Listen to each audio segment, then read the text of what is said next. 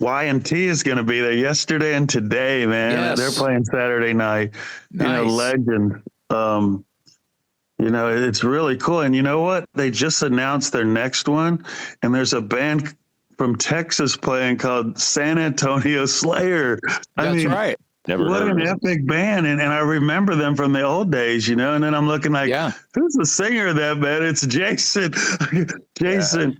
Yeah. I go, dude, Jason's the singer of San Antonio Slayer, because you weren't back in the day, right? No, Steve Cooper is the known singer of San Antonio Slayer, but he passed away, I believe, in 2006 or something like that. And forgive me if I got that wrong. Me and Steve had the same birthday. We were chums.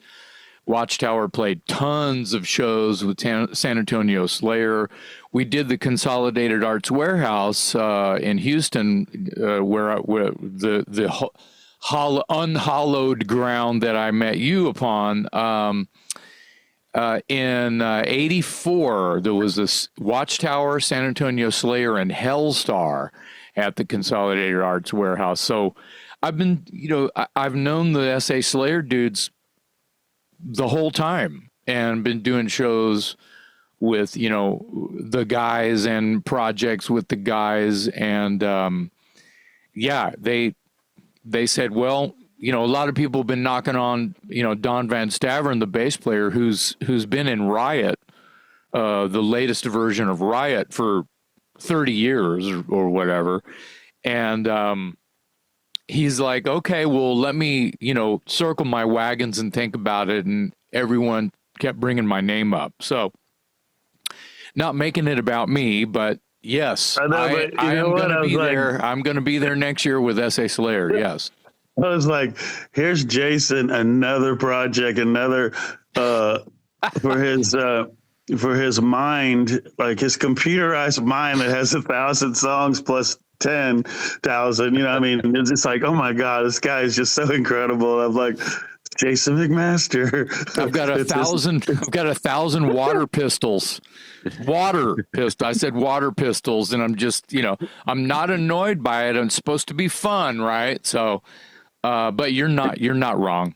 It's going to be a blast, and I love all those guys, and bringing those Slayer songs back to life is going to be really fucking epic. So. Oh man, I'm telling you, but your body of work is just amazing, man. I don't know how you do it. I'm having a hard time just learning the new songs we just did.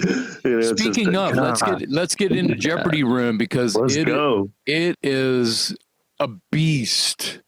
It's a beast, and you're riding that thing bareback in a loincloth, swinging an axe. So, I think you just gave him a new stage idea. Tell it, maybe he's got all the stage ideas. Well, you could probably pick up both of your guitar players and hold them while they played solos together. That would be a beast. So tell us where you got this this new lineup. And I know a little bit about it because I'm working with Dave Austin, right? But I listened to a few tunes on the record, and Jim Morris and you guys just created something in no time. And it's been 20 years, but you understand. Well, I read some interviews and saw some clips and stuff. Was it like a week or 10 days or something? You guys made this fucking record? It was actually 8 days, and that's including the mix and the mastering. We had a small budget to work with, and so we wanted to go back to Morris Sound. Jim Morris wanted us to do it there at all cost.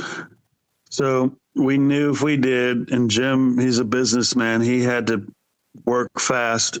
So we had to be ready, and we had a timeline. And that's the coolest thing, because I was able to get this deal after David Austin left, and we're still the best of friends. Actually, he's coming over today to watch the Bucks game with me. Oh, nice. Tell him I said hi. I will, man. Yeah. And so he was gone, and I said, dude, it's just not the last chapter yet. I think we can do one more. We had Pete, and was the guitarist. Jim was the drummer. So we've been jamming with those guys, Scott Carino, and we needed another guitarist. So I asked Pete, I said, who do you have? And he said, oh, I got this guy, David Orman, who played with us in Contorted back in the day, like 10 and 12 years ago. So we called Dave. He lives in Alabama, and he agreed, learned the songs. I came down and we played a one live show in Chicago or somewhere. And then, we started jamming and doing shows, doing more shows because we get these promoters calling, wanting to do shows. So we were carrying that torch. And then I started, we were told that they were told, Ron will never do another album. It's never going to happen because we've been talking about it for 20 years. And I knew this guy, Frank, had the record company, already signed Siren. He's a big Savage fan, and he's in Germany, but he has a house in Port Charlotte, and he has a Harley. And he'd come up, and I'd always take him. We'd meet up, and we'd go riding, and I'd take him to the back roads of Florida, and the phosphate mines, and just some really cool long days. And so this time he was coming up, and I said, dude, okay, just spend the night at my house, and, we'll get up and go in the morning. We'll ride out early. So he comes over, I make him this big breakfast and shit. And I go, Frank, we should just do another Nasty Savage album. And he's like, oh, that sounds great, Ron. Let's do that. So I go, all right. So we go riding, and we're on the other side of the state. We're at a Beef O'Brady's for lunch, and we take out a napkin, and the story about writing the ideas down and the contract on a napkin.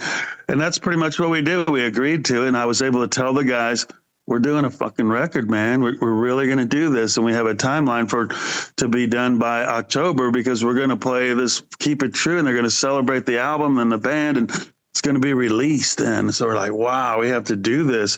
So we started writing songs and everything. And at the same time, Scotty, our bass player, going through back problems, and he just wasn't all there, man.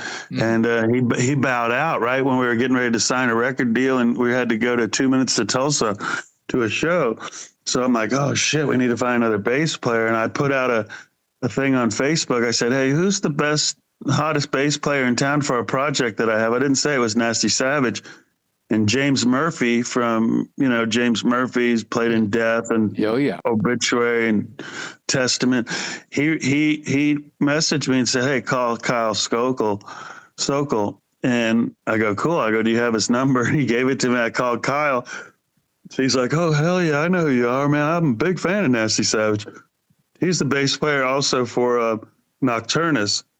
And he was just going on tour with this band Astronomica in Greece. So he had to learn the live set, because when he came back, we only had 3 days before he went to Tulsa to really give him he did come over to Pete's one day to try out. And we had another guy try out. And I said, Pete, whenever you see this guy, and he's probably going to be the guy. And Pete goes, yeah, he's the guy. So we said, yeah, you're in the band. He came back. We went to Tulsa, played. He's a big, tall guy, and just plays his bass real high. And he's really got a lot of movement. And the coolest thing about Kyle is he was actually a captain in the U.S. Army. So he's regimented. He's got his act together. He's strategic. He's just professional. So he delivered. Then we went into the studio, and he was went on that tour and everything, came back, had to start learning the songs for the studio. So he actually was almost learning the songs in the studio with Dave Orman, so Dave was showing him. So it was crazy, man. So they did the drums 1 day and a half, I think. And then we did the rhythms, did the leads. And all of a sudden, I'm getting anticipation. I'm getting anxiety. I'm nervous. Oh, no. I'm like, oh, my God, it's coming to me now. It's like 20 years. I'm just going to wake up tomorrow morning and go, I'm going to go to the studio and do vocals today. I'm like, oh, my God, this is really happening. So I went in and did my vocals in a day and a half, man. And then after that, wow. we didn't even get a rough mix. We waited another week to go in and mix, because Jim didn't want to give us a mix because we'd have 100 different changes, Yeah. So we were like, damn, man. I was able to get a few videos in the studio of when we went to tape and stuff, but that was about it. So when we went in for the mix, we really didn't have a lot to change, a few things, but Jim was buzzing through it, man. And, there's some things on there I would have changed, but I think because we did it so fast, and Jim also is like the sixth member. You know, we have a song called "The Sixth Finger," but Jim Morris is not only an engineer; he was a producer for us, and we needed that because we're in so good hands with Morris Sound. And if the record sounds good, it's because of that quality of Morris Sound recording studio, and that's something you can't fake. You know, you could have a great production and shitty songs and everything could suck. But when you have a good production, that's the first thing that they say, oh, it's a good production. So we have that. And it's really amazing that, that everything happened like it did, man. It's just like, wow, we just went in there and busted it out.